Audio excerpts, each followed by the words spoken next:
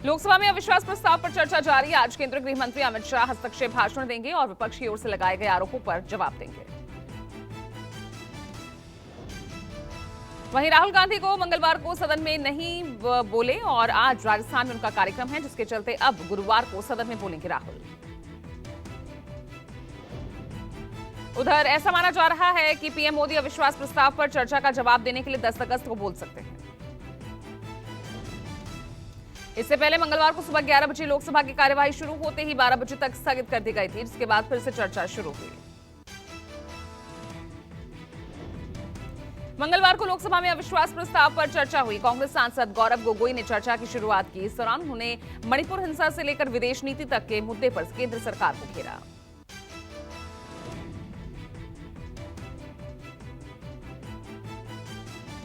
कुछ बोलने के लिए, और जब बोले तो सिर्फ 30 सेकंड के लिए बोले। प्रधानमंत्री आज इंडिया अलायंस को बदनाम करने में तुले, देश के नाम को आज बदनाम करने में तुले हैं। अफसोस की बात है। वहीं जवाब में बीजेपी की ओर से निशिकांत दुबे ने सोनिया और राहुल गांधी के साथ सभी विपक्षी दलों पर निशाना साधा और कहा कि सोनिया गांधी का एक ही मकसद है, बेटे को सेट करना। जी का मैं बड़ा सम्मान करता हूं सर। उनको दो काम करना है, बेटे को सेट करना है और दामाद को भेंट करना है। वहीं टीएमसी सांसद सौगत राय ने कहा कि ये सरकार निर्दयी लोगों की सरकार है। वो पश्चिम बंगाल में प्रतिनिधिमंडल भेज रहे हैं, लेकिन एक भी प्रतिनिधिमंडल मणिपुर नहीं गया, जहां हमारे भाई बहन मर रहे हैं। एनसीपी सांसद सुप्रिया सुले ने मणिपुर के सीएम के इस्तीफे की मांग की और कहा कि दंगा, हत्या और बलात्कार के 10,000 मामले आए हैं। क्या हम इतने असंवेदनशील हो गए हैं? इस सरकार की यही समस्या है। वहीं सपा सांसद डिंपल यादव ने मणिपुर की घटना का जिक्र करते हुए इसे बेहद संवेदनशील बताया और कहा कि यह अहंकारी सरकार है, ये पूरी तरह से मानवाधिकार का उल्लंघन था। उधर लोकसभा में अविश्वास प्रस्ताव पर बहस के दौरान केंद्रीय मंत्री किरेन रिजिजू ने कहा कि गठबंधन को इंडिया नाम देने से कुछ नहीं होगा, जबकि ये वास्तव में भारत के खिलाफ काम कर रहे हैं। बीजेपी आज भ्रष्टाचार, परिवारवाद, क्विट इंडिया की वर्षगांठ के मौके पर अपने सभी सांसदों को संसद भवन में महात्मा गांधी की मूर्ति के सामने एकत्रित होने का निर्देश दी। आज ही के दिन 9 अगस्त 1942 को भारत छोड़ो आंदोलन की शुरुआत हुई थी और इसकी वर्षगांठ के मौके पर राज्यसभा और लोकसभा के सभी बीजेपी सांसद संसद परिसर में आज एकत्रित होंगे। बीजेपी सांसद आज सुबह 9:30 बजे संसद परिसर में गांधी मूर्ति के पास इकट्ठा होकर प्रदर्शन करेंगे। इसमें करप्शन क्विट इंडिया, तुष्टीकरण क्विट इंडिया जैसे नारे लगाए जाएंगे। वहीं सुबह 9:30 बजे केंद्र सरकार की कैबिनेट की मीटिंग भी होगी, जिसमें कई महत्वपूर्ण प्रस्तावों पर सरकार मुहर लगा सकती है।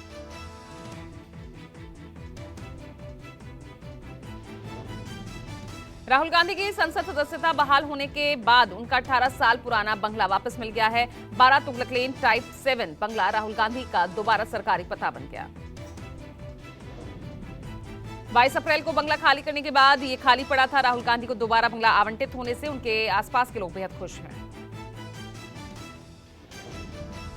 पीएम के बाद अब राहुल गांधी राजस्थान के दौरे पर आज मानगढ़ में करेंगे रैली। राज्य में गहलोत सरकार के काम और केंद्र की नाकामियां गिनाएंगे।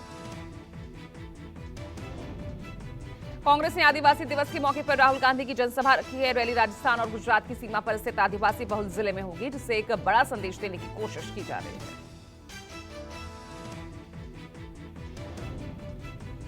राहुल गांधी फिर शुरू करेंगे भारत जोड़ो यात्रा। इस बार गुजरात से मेघालय तक करेंगे पदयात्रा। ये भारत जोड़ो यात्रा का दूसरा चरण होगा। अपनी पदयात्रा में वो गुजरात से शुरू होकर पूर्वोत्तर राज्य मेघालय तक पैदल चलने वाले हैं। प्रमुख कांग्रेस नेता पश्चिमी राज्य के विभिन्न हिस्सों में मार्च का नेतृत्व करेंगे।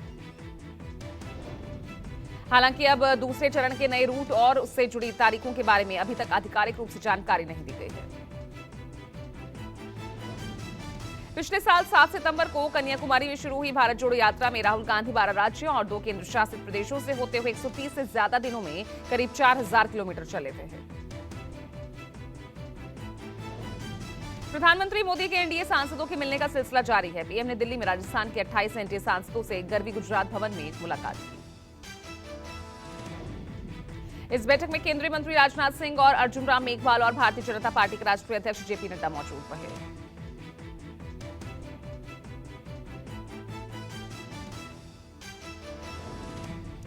मणिपुर में जारी संघर्ष के बीच यूनाइटेड नागा काउंसिल आज सामूहिक रैली निकालेगी। ये राज्य में नागाओं की सबसे बड़ी संस्था है।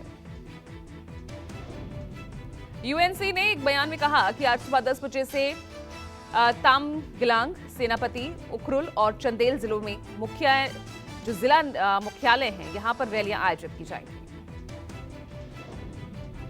कुकी उग्रवादियों की मदद करने के आरोप में असम राइफल्स के खिलाफ मणिपुर पुलिस के फोगाक चाव पुलिस स्टेशन के प्रभारी अधिकारी ने एफआईआर दर्ज की है। मणिपुर पुलिस ने आरोप लगाया था कि असम राइफल्स ने बिष्णुपुर जिले में क्वाक्ता गोथोल मार्ग पर पुलिस वाहनों को रोका था, जब राज्य पुलिस कुकी उग्रवादियों की तलाश में फोलजंग रोड की ओर बढ़ रही थी। पुलिस का दावा है कि असम राइफल्स के ऐसे एरोगेंट व्यवहार के चलते कुकी उग्रवादी अपने सेफ जोन में आराम से घूम रहे हैं।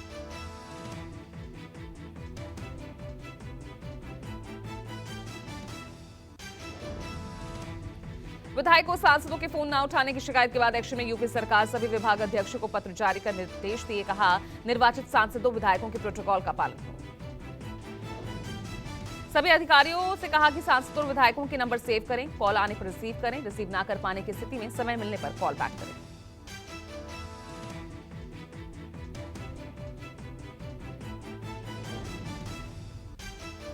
आजादी के अमृत महोत्सव को यादगार बनाने के लिए आज एक और अभियान की शुरुआत की जाएगी, जिसे मेरी माटी मेरा देश नाम दिया गया है। इस अभियान का उद्देश्य उन बहादुर स्वतंत्रता सेनानियों और वीरों का सम्मान करना है जिन्होंने देश के लिए अपना जीवन बलिदान कर दिया।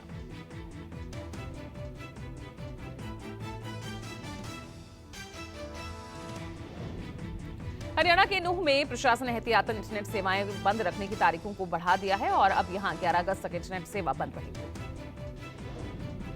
नूह में कर्फ्यू में आज फिर सुबह 9 बजे से 1 बजे के बीच छूट दी जाएगी। वहीं परिवहन बैंक सहित कई कार्यालयों को फिर से शुरू करने की पहल हुई। मंगलवार को कांग्रेस के डेलीगेशन ने नूह जाने का ऐलान किया था, लेकिन प्रशासन ने इजाजत नहीं दी। वहीं हरियाणा बीजेपी ओम प्रकाश धनखड़ के नेतृत्व में आज सुबह बीजेपी प्रतिनिधिमंडल नूह में हिंसक घटनाओं की जानकारी और मौजूदा हालात का जायजा लेगा।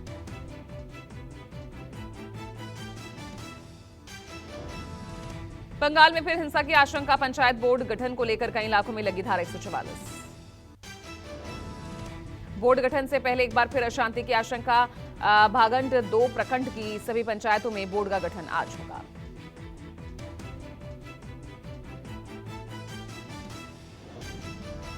पंजाब के गवर्नर बनवारी लाल पुरोहित का बड़ा फैसला, अब दिल्ली दौरे पर जाने वाले अधिकारियों को हवाई यात्रा, स्टार होटल्स की सुविधा नहीं दी जाएगी। चंडीगढ़ प्रशासन को दिए गए एक आदेश में राज्यपाल पंजाब बनवारी लाल पुरोहित ने दिल्ली दौरे पर जाने वाले अधिकारियों के लिए हवाई यात्रा या स्टार होटल्स में ठहरने पर रोक लगा दी है। सलाहकार को लिखे पत्र में कहा गया, जिम्मेदार अधिकारी होने के नाते यह हमारा नैतिक कर्तव्य है कि सार्वजनिक धन की बर्बादी ना हो और फिजूल खर्ची किसी भी कीमत पर बर्दाश्त न की जाए। दिल्ली सरकार ने दिल्ली विधानसभा का सत्र बुलाया। 16 और 17 अगस्त को बुलाया गया सत्र। दिल्ली सर्विस बिल संसद में पास होने के बाद ये पहला सत्र होगा।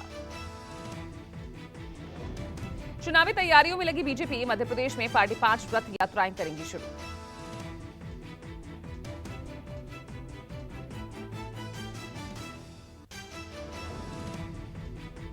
आज विश्व आदिवासी दिवस है। इस मौके पर केंद्र सरकार से लेकर झारखंड, छत्तीसगढ़ से कई राज्यों में कार्यक्रमों का आयोजन किया जाएगा। छत्तीसगढ़ के सीएम जगदलपुर में कार्यक्रम में शिरकत करने वाले हैं। वहीं राजधानी रांची में 9 और 10 अगस्त को समृद्ध आदिवासी जीवन दर्शन की झलकियां देखने को मिलेंगी।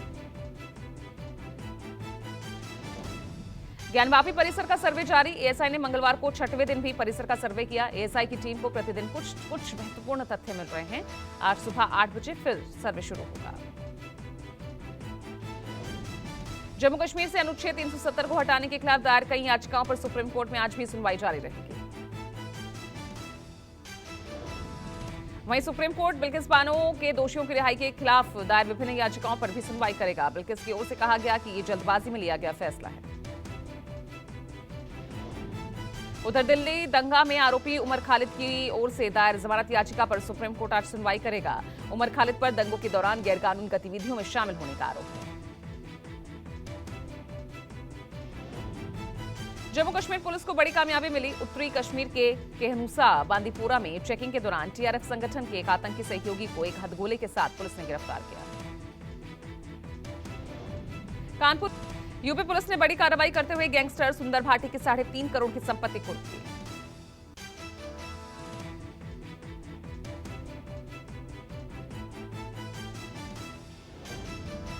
यूपी के लखनऊ में कमिश्नर कार्यालय की छत से कूदकर एक कर्मचारी ने खुदकुशी की। इस घटना में एफएसएल कर्मचारी राजू की दर्दनाक मौत।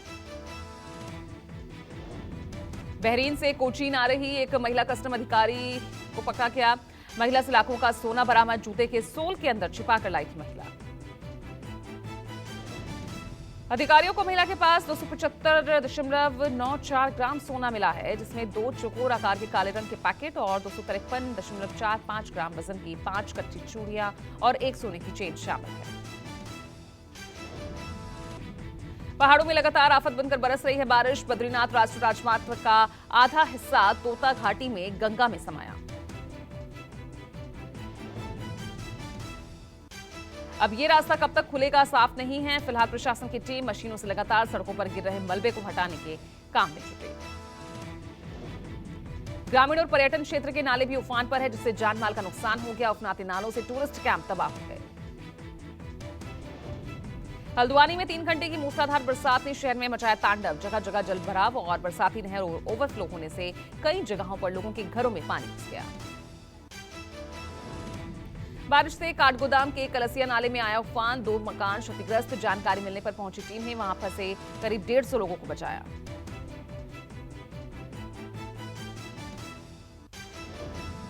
एशियन चैंपियंस ट्रॉफी 2023 में भारत पाकिस्तान के बीच हाई वोल्टेज मैच। ये मुकाबला रात 8:30 पर शुरू होगा। मैच चेन्नई के मेयर राधाकृष्णन स्टेडियम में खेला जाएगा।